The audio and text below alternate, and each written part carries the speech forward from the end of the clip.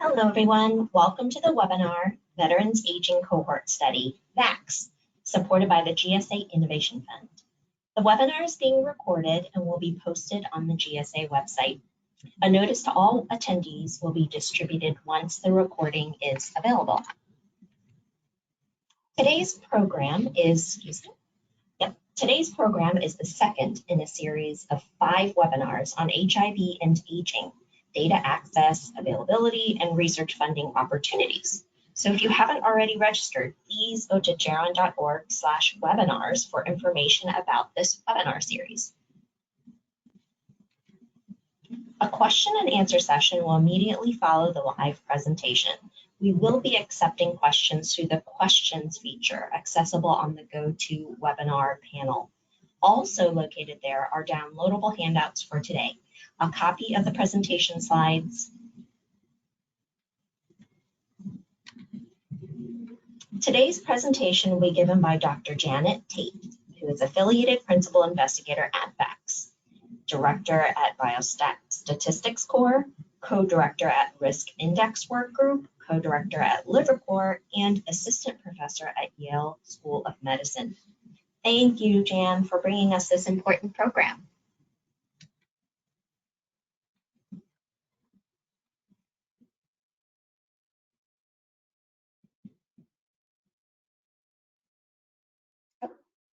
We can hold while we attend to resolving this issue. Dr. Tate, can you hear me? You might be on mute. I can hear you, but I appear to be muted. Oh, now I'm unmuted. Okay. Oh, great. All right. So Welcome let's start by going through and clarifying who is a United States veteran. This is anyone who has served in the U.S. Armed Forces, that is Army, Navy, Air Force, Marines, and Coast Guard. They do not necessarily have to have been in combat. The most recent information says that we have 21 million living U.S. veterans in the U.S., 82% of whom are self-identified as white and 12% of Black. A variety of services, next slide please, is provided by the U.S. Department of Veterans Affairs. These include financial benefits such as a home loan guarantee, insurance, education, vocational rehabilitation and employment if necessary, and of course, healthcare, which brings us to our next slide. So who is eligible for healthcare from the VA? Anyone who had at least 24 months of service and left the armed services with an honorable discharge. So if you were kicked out for some reason, you would not be eligible for health care. Health care includes not only medical care, inpatient and outpatient, but also mental health for conditions such as PTSD and substance abuse, and also depression and schizophrenia. We see a higher prevalence of these conditions in the military population served by the VA. So the Veterans Health Administration is who strictly provides the healthcare service. But if you're driving by a facility, what you'll see on the sign is VA. So even though Veterans Health Administration, VAJ, is technically correct, virtually everybody refers to VA and VA care. So if you want to be cool, don't say VHA. So in VA care are 9 million veterans currently enrolled. That's been quite stable, up from 7 million in 2002.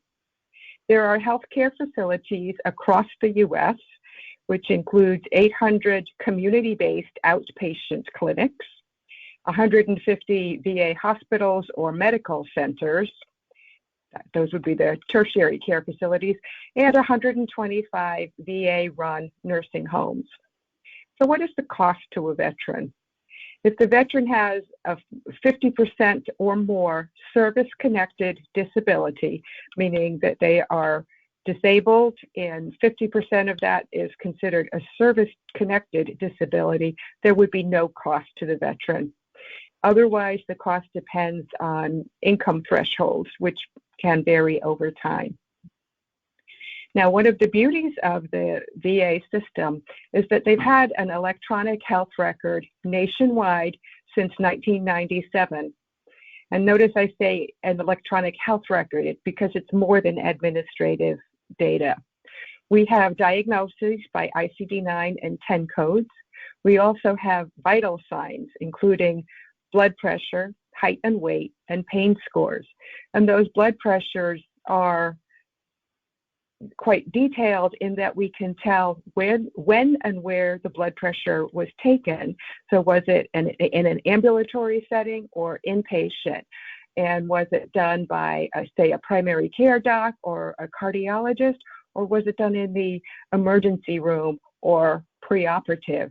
So if we're just trying to get a general sense of what somebody's ambulatory blood pressure is, we would want to zero in on just the ambulatory primary care settings, and we can do that.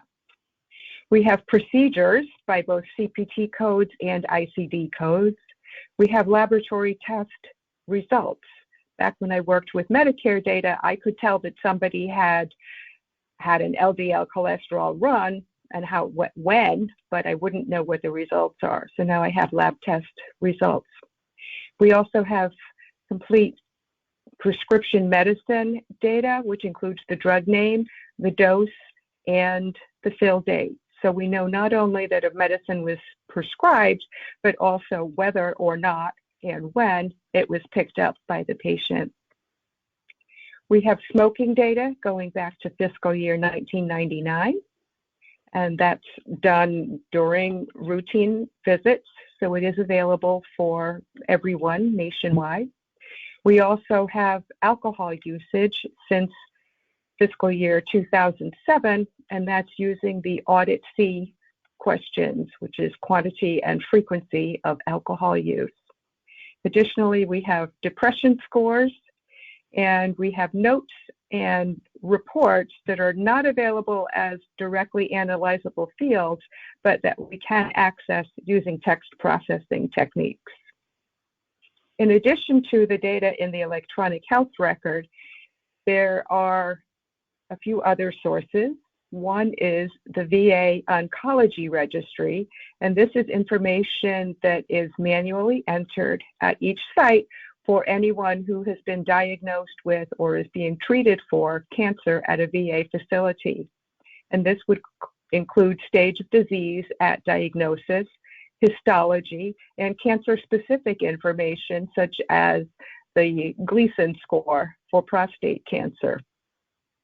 Additionally, we are able to link to data from the Centers for Medicare and Medicaid Services, otherwise known as CMS, Medicare for those age 65 or who are disabled, and Medicaid for those with low income. We have very good ascertainment of death. The VA maintains a vital status file, which includes the death date and the last utilization date, be it VA or CMS. And it incorporates both, in addition to VA and CMS data, Social Security data. So if someone is receiving Social Security and a check goes out and it comes back that this person is deceased, we would know that. And the beauty of this is that we know vital status even if somebody is no longer in VA care. So if we're doing work where the outcome is all-cause mortality, even if you've left the VA, we would still be able to ascertain your status. Additionally, we have cause of death information from death certificates via the National Death Index, and that provides us by ICD code what was the underlying cause of death as it was attributed, and what were any contributing causes of death, what we call any mention. So for example, was prostate cancer listed as the underlying cause of death? And if not, was prostate cancer mentioned in any of the additional fields for any mention of that cause of death? So that's the data that is available to us. Let's move into some of the characteristics of people in VA care overall first. So a 2017 survey of VHA enrollees identified that 60% were ever smokers and 16% are current smokers, according to self-report. And that VA patients, compared to the general civilian population, have less health insurance coverage, they're less well off financially, and they are less healthy. The survey also found that 1/3 of those in the VA care are using the VA for all of their health care. Again, remember, this is across all VHA enrollees, not specific cohorts yet. And in the survey, 80% reported using at least one prescription medication. And among that 80%, 44% reported getting all their medication from the VA, 36% said none from their VA, and then 20% got some from within VA and some from not. So now let's move to some of the specific cohorts that I'm affiliated with. We have the Veterans Aging Cohort Study, which is an HIV study, which we'll spend most of our time on. We also have the Veteran Birth Cohort, which is anyone born between 1945 and 1965. The Million Veterans Program, which is getting genetic material from targeting 1 million veterans. There's also the Women's Veteran Cohort Study, a prostate cancer cohort, and the musculoskeletal disease diagnosis cohort, friendlily known as the MSD. I'm going to start with the MSD because it's perhaps the most general cohort of all the ones that I work with. Included in this cohort is anyone who had an ICD-9 diagnosis for joint, back, or neck disorders, according to 2 or more outpatient visits within 18 months, or 1 or more inpatient visits, anytime between 2000 and 2011. And the first diagnosis of those that I mentioned would become the index date. This cohort includes 5 million veterans, or nearly half of all veterans in VA care. And it nicely illustrates the range of birth years that we see on the next slide. So I'm using birth year because age, of course, changes with, well, what year, when are we talking about? When they enrolled, when they died, now? So if we look at birth year, that doesn't change. So among the MSD, you can see that the bulk of enrollees are those who served during the Vietnam War. That's what we see in the center. And then to the left, you see 2 smaller humps, one of which would be representing people who served during World War II. And then the next bump would be those who served during Korea. And then we have the big buildup for Vietnam. And then after Vietnam, tapering down.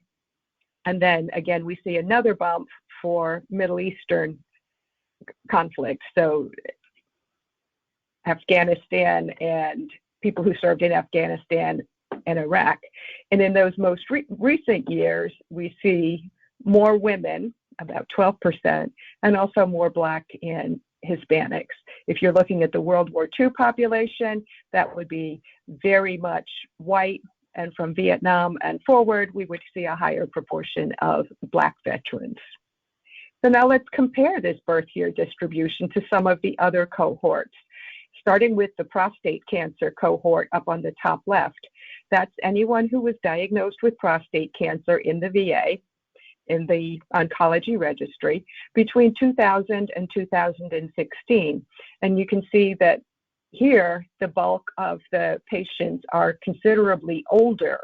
So we're more representing the World War II and Korean, and then we see the dip, and again, the spike during the Vietnam War. So the prostate cancer cohort is an older cohort. Then on the right, we have the VACS cohort, which is the HIV patient, and you can see that that's very much centered around the Vietnam War. We don't have very many people at all who would have been World War II or Korea, and we again see that bump for the Iraq and Afghanistan.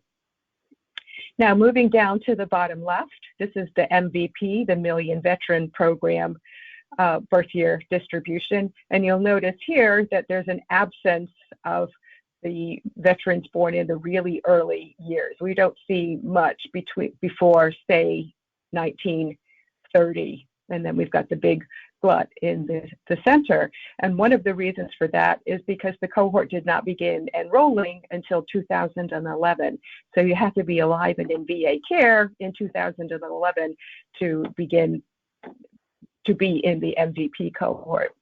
And finally, on the bottom right is the birth cohort, which is anyone born between 1945 and 1965.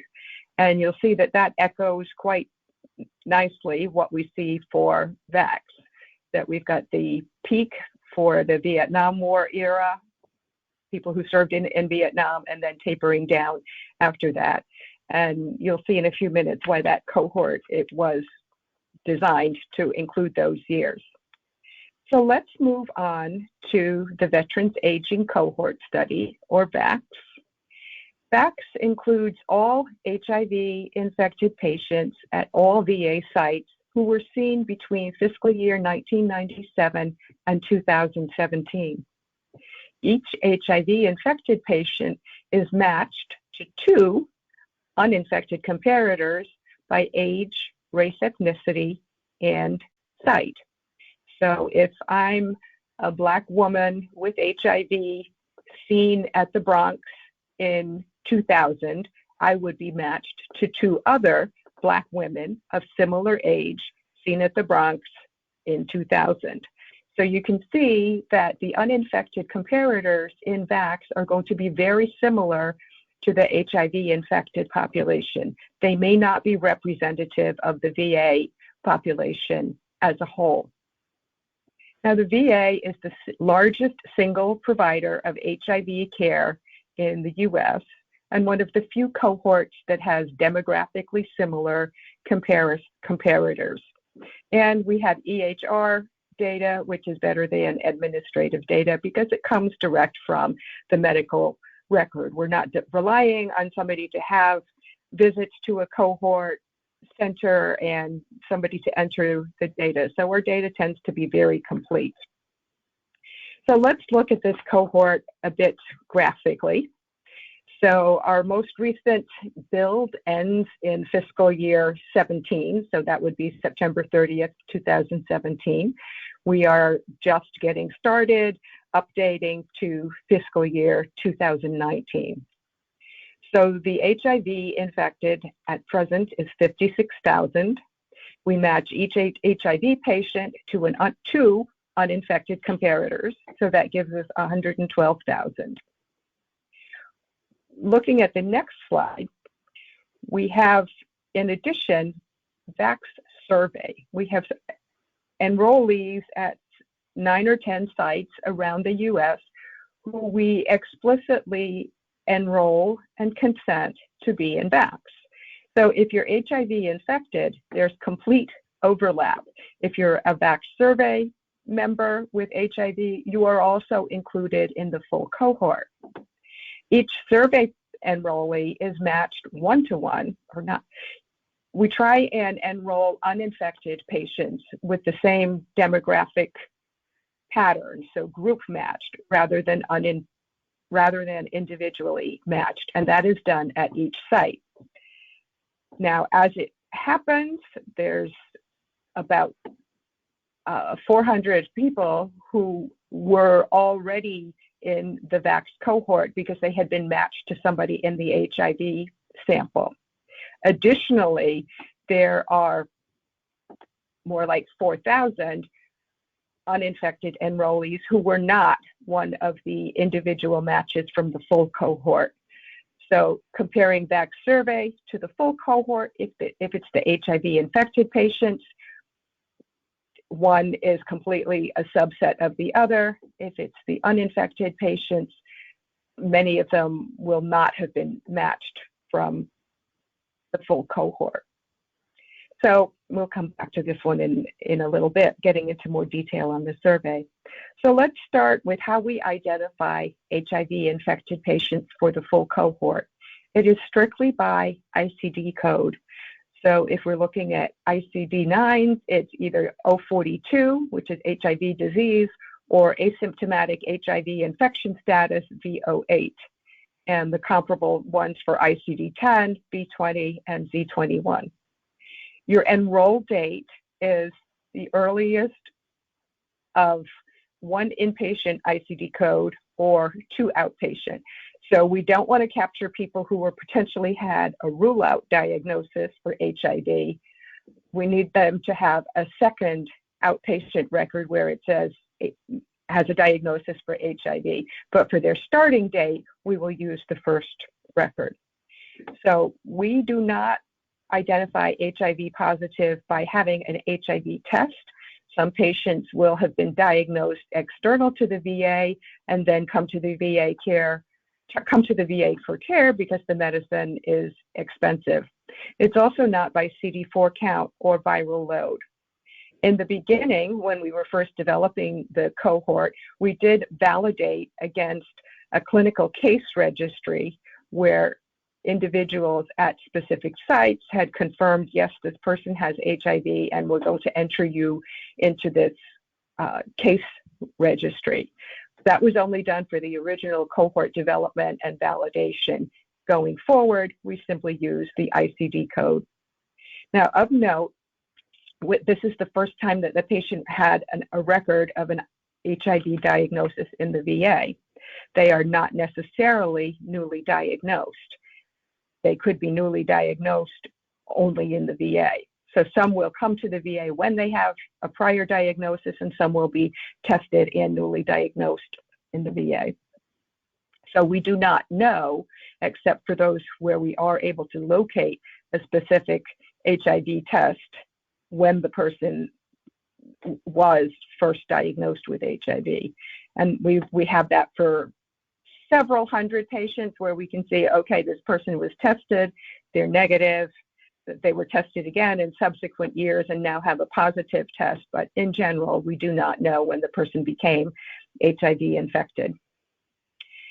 So how many patients do we identify by year? If you're an epidemiologist, you can see that we picked up all the prevalent cases when we first started in fiscal 1997. And from there, we continue to identify new patients each year. And in the past 10 years or so, we have continued to identify at least 1,000 new individuals each year. Now, you might be wondering, well, what if the person was already in the cohort as an uninfected comparator and then later seroconverted and became identified as an HIV patient?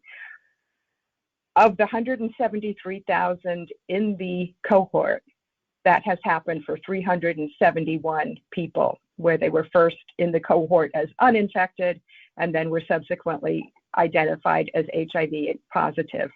And what we do with those people is we only count the person time during which they were diagnosed with HIV. Any person time that they accrued before that, we ignore because we do not know when they first became HIV infected. Okay, how well do we follow up the patients? Of those who had entered the cohort by 2015, so that would be September 30th, 2015, what's the status of them? So 49% had a VA visit at some point during fiscal year 2017. 42% had died by April of 2017, and 10% were lost, meaning that they did not have a VA visit, but we did not have information to say that they were deceased. Among the uninfected, 60% had a VA visit in 2017, 24% had died, and 16% were lost. So even with long follow-up, you'll see that very few patients are specifically lost, where they haven't had a VA visit or they're not known to have died. Okay, so let's go back to the VACS survey. So the survey data is collected from 8 or 9 sites around the country. So starting from the left, we have Los Angeles, California, Dallas and Houston in Texas, Nashville in Tennessee, Atlanta in Georgia, Pittsburgh, Pennsylvania, Washington, D.C., Baltimore, and Bronx in the New York area, and Manhattan in the New York area. Both Pittsburgh and Baltimore are no longer participating. We're no longer doing surveys from them. And Dallas and Houston are more recently on board. Not Dallas and Houston, sorry. Dallas and Nashville are new. So as I mentioned, for VACS survey, the HIV-infected patients are frequency matched to uninfected controls. And in addition to all the data that we have for the full cohort, we have survey data. Now, some of the survey, when were these surveys done? Let's see that on the next slide. So everybody does a baseline survey. Now, baseline generally was in 2002, which you'd see in the upper plot, the far left. But even though the cohort started in 2002, we continued to enroll patients and give them a baseline survey all the way up until 2012. We thought, okay, at the 10-year mark, it's time to reconsent and re-enroll patients because we instituted an electronic survey and people had to consent to doing the survey online versus paper and pencil, which had been up to that point. So everybody does a baseline survey, whether it was 2002. So of all the people in the cohort, 55% did 2002 only, 14% were new in 2012, and 31% did the 2002 survey and re-enrolled in the 2012 survey.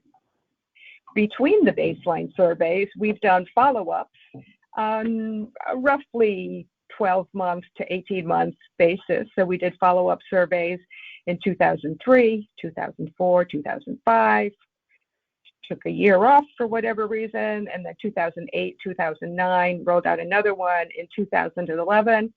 Then we had the gap where we're doing the new baseline, and we also now have a follow-up survey that was begun in 2015. So just to point out, if you didn't join the cohort, the survey cohort, until, let's say, 2010, you will not have the follow-up surveys that were conducted in 2003, 4, 5, and 8, because you weren't in the cohort at that time. So it's important to note that the surveys are done by calendar time rather than, okay, you come in and then you get the first follow-up, second follow-up survey. It's not like some randomized trials might be. Okay, so I think I said everything on the next slide already. Let's just see. Nope, I didn't. I got my numbers mixed up. So within the survey cohort, or the survey sample, we also have a biomarker cohort. Between 2005 and 2007, people were asked to donate a tissue sample, and this was both blood and DNA specimens, and 1,500 HIV-infected and 800 uninfected agreed to do that. And these samples were put on the shelf for future use. Well, the future has happened, and we have now analyzed these samples for some markers of inflammation, including IL-6, D-dimer, and soluble CD14. They have been genotyped for genotypes that are associated with specific areas of interest, including alcohol, opioids, and smoking. And more recently, proteomics have been done on all of these samples.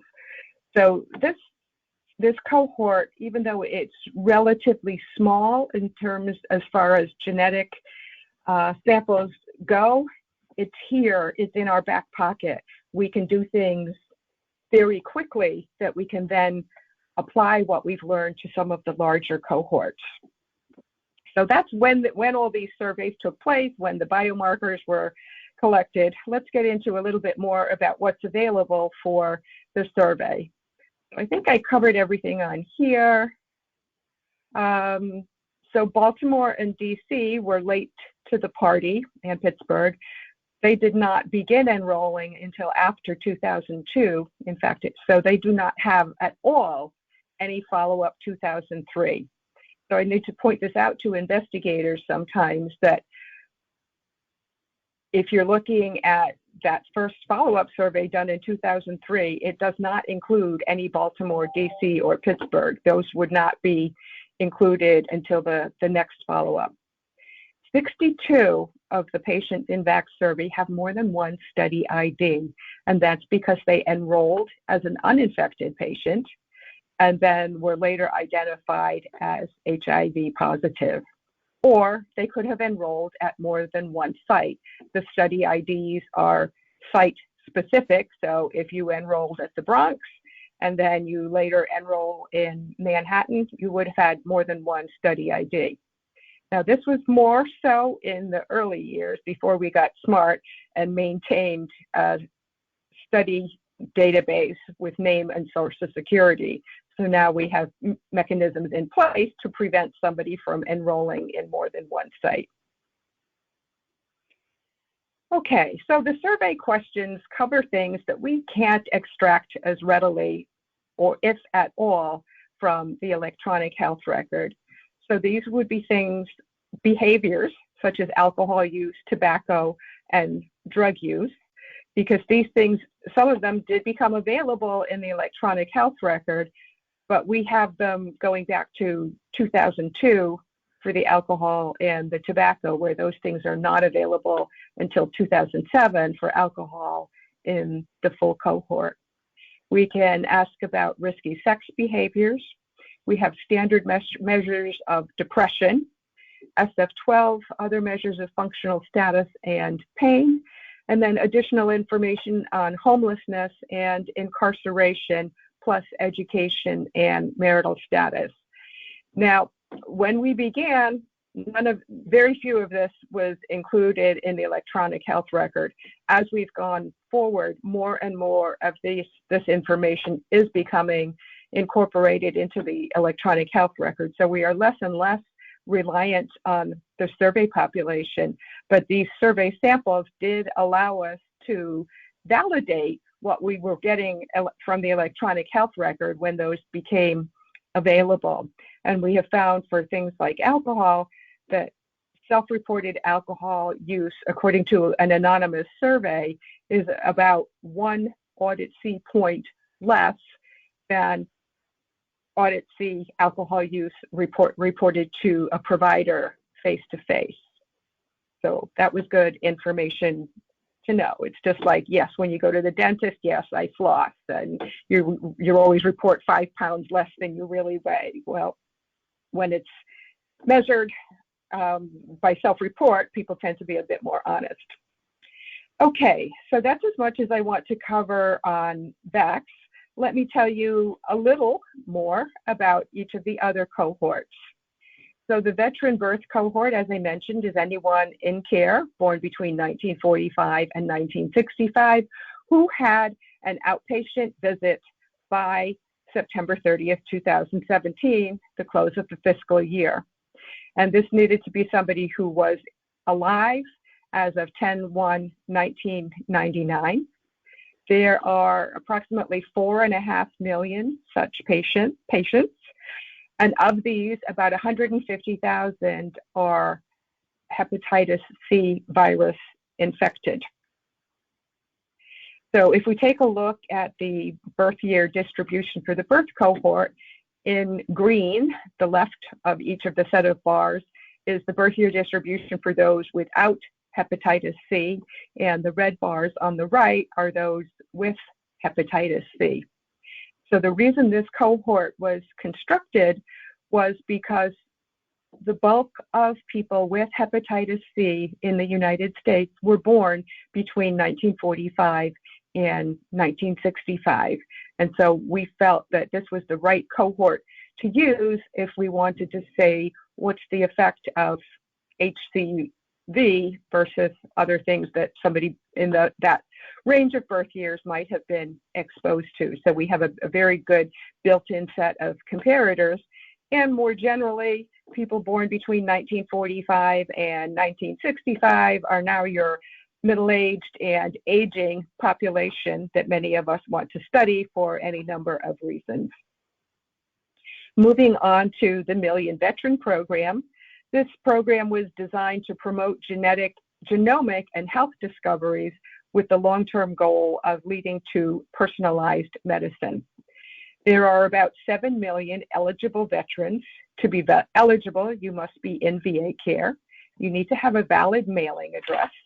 So if you are in a nursing home or a homeless shelter, you would not be eligible, and you need to be able to provide informed consent. So somebody with advanced dementia, say, would not be able to provide informed consent themselves, and they would not be eligible. As of August 2018, we have nearly 700,000 participants, and enrollment is continuing.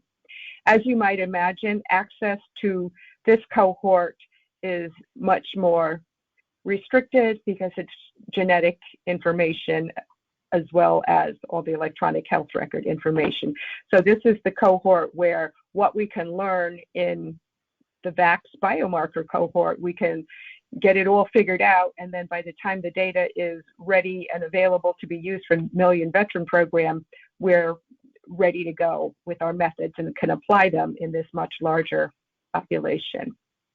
So MVP sites are around the country. On the next slide, please. You can see that patients have been recruited all over the place, lots on the East Coast. You will note that there's a big hole. What's that? Idaho, Wyoming. And the reason nobody is recruited there is because there are very few veterans in care up in that area.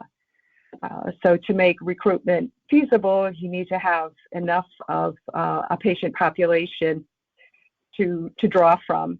So those with the big stars are actively recruiting. Those with the dots are close to recruitment because the targets have already been met. So a few characteristics on the next slide of the MVP. Whoops, sorry, I spoke too soon.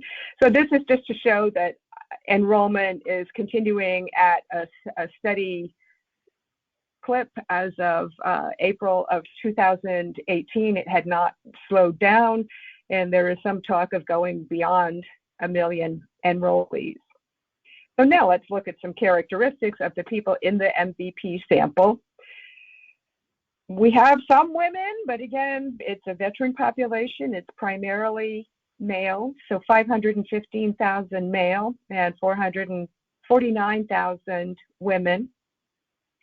The men are older, which makes sense because we didn't see very many women or a very large proportion of women in VA care until after the Vietnam War and more recently the Iran-Afghanistan. So you can see that the women are on average more than 10 years younger than the men. The men are more than 3/4 white, whereas the women, nearly 30% of them are Black, and that's reflective of the general, more recent VA population. You can see that current smoking is quite common, with nearly 20% reporting current smoking, and more than half of the men are former smokers. So if you're needing to do a study that needs lots of smokers, here we are. Alcohol consumption in this particular population sample is more modest than in, say, the VACS sample, but this was one area of interest, and that's why I'm delineating this. Okay, let's move to one more cohort, the Women's Veteran Cohort Study. It's sort of a confusing name because it does include both men and women in VA care who served in either Afghanistan under Operation Enduring Freedom, OEF, Operation Iraqi Freedom, OIF, which was 2003 to 2011, and Operation New Dawn, OND, which was Iraq from 2010 to 2011. The PIs for this cohort are Cindy Brandt and Sally Haskell. It's been patterned very much after VACS and also has a survey sample as well as a general EHR cohort. So the full cohort is 850,000 men and 120,000 women, so about 12%. So again, the men predominate, but there's a survey sample that is equally represented by men and women, 700 women and 700 men. And roughly 2/3 white, 16% black, and then some 10% Hispanic, and 7% that were some other racial or ethnic designation. So now that I've teased you with all this wonderful data and all these cohorts, can I use these data? The answer is yes. How? A couple of different ways. You can collaborate with us where we do the analysis, or we can give you data where you do your own analysis. And this would either be by giving you a de-identified data set, or if you want to get really cozy with us, we could get you access to the data. Now, is there a cost associated with this? Yes, perhaps, probably. And that depends on the complexity of the data that's needed and how well your interest fits with our funded work. If it's something that's very closely aligned with alcohol use or substance use, then that might be a case where we could collaborate.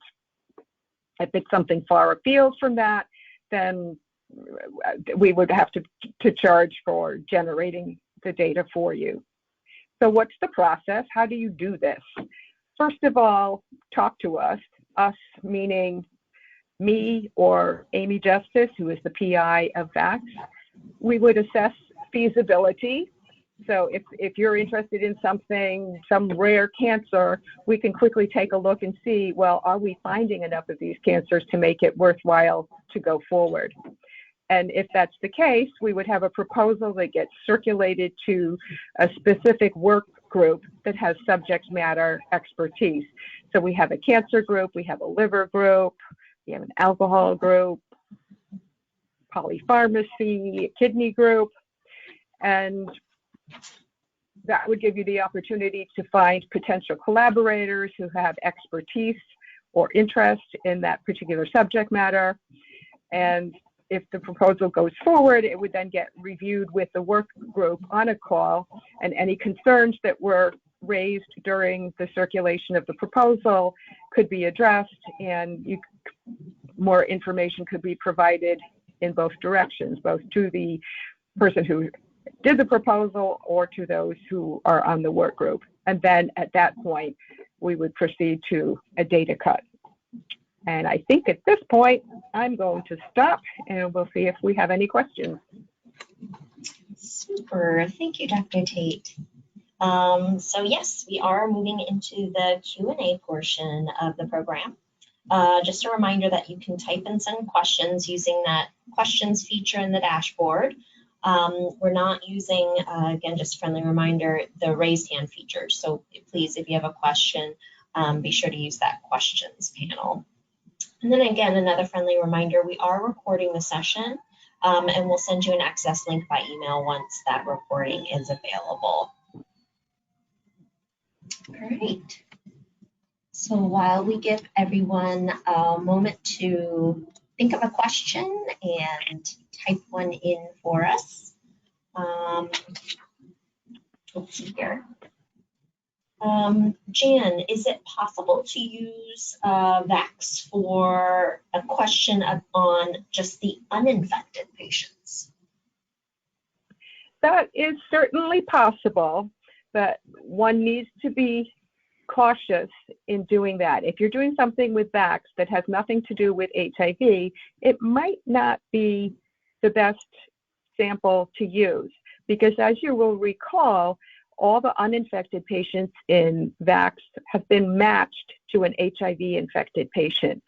So those patients are going to be more likely to be Black, more likely to have substance use, more likely to be in large urban areas such as the Bronx or Atlanta, and just not as representative of the veteran system as a whole.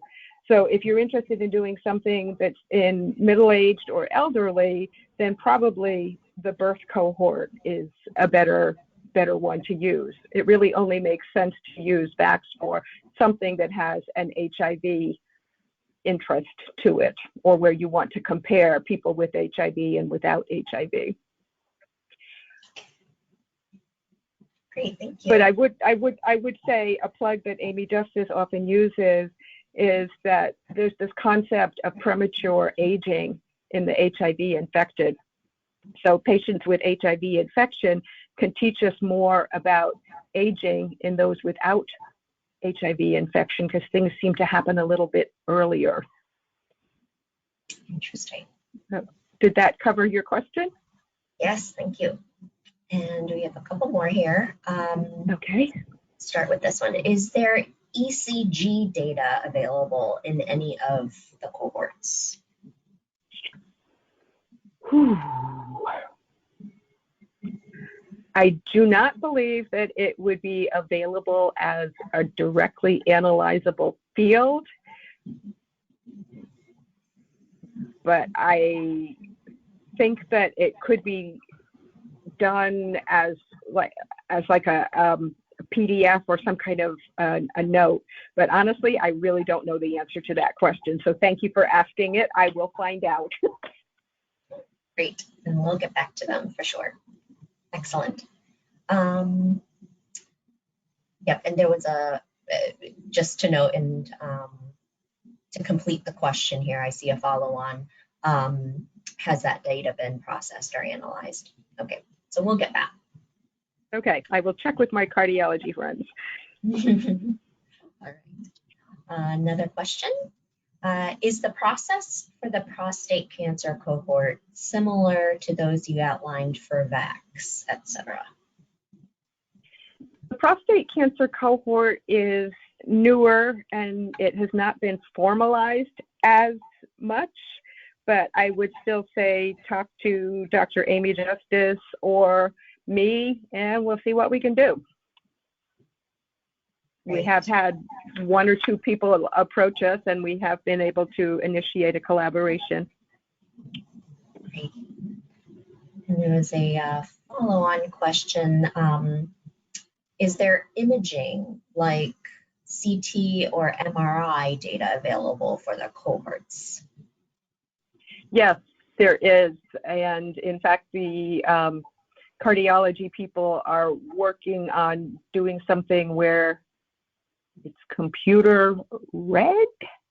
I could be wrong on that, but there is also text processing that is available to be able to get information out of radiology reports or ejection fraction or pulmonary function tests that might not be in a directly analyzable database at this point, but which can be retrieved. Mm-hmm. Excellent. And we've got another question here. What is the sensitivity or specificity for identifying HIV and cohorts using the ICD-9 and 10 codes? If you are in the VA, I would think the sensitivity is very high because the VA does routine HIV testing. I believe it's been switched to an opt-out consent now. So anybody who is suspected, or even if you're not suspected of having HIV, if you exhibit any risk factors, such as being a man who has sex with men or an injection drug user, you will be tested. So we feel our sensitivity is quite good, more so than a more general population. Mm-hmm.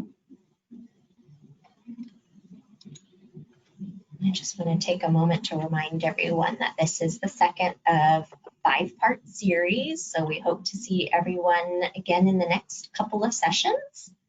And while we wait for attendees to type or complete their questions, typing their questions online, Dr. Tate, are there any important points that you'd like to call attention to, or a final takeaway point you'd like to share with the attendees?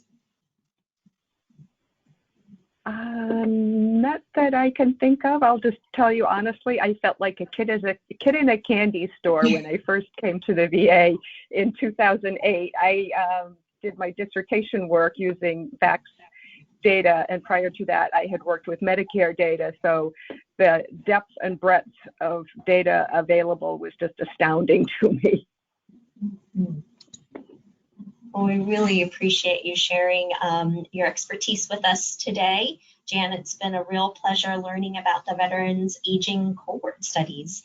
And we want to thank everyone for participating. And why don't we just take one last question here before the top of the hour again. This hour just went by so super quick. Which group works with the inflammatory cytokine biomarkers?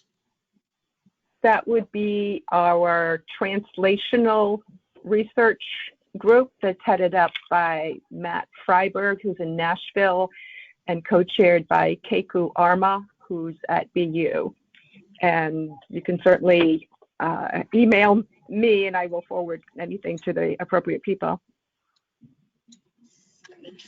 Well, thank you again, Jan, and thanks everyone for participating. This is the end of the program. Okay, thanks all.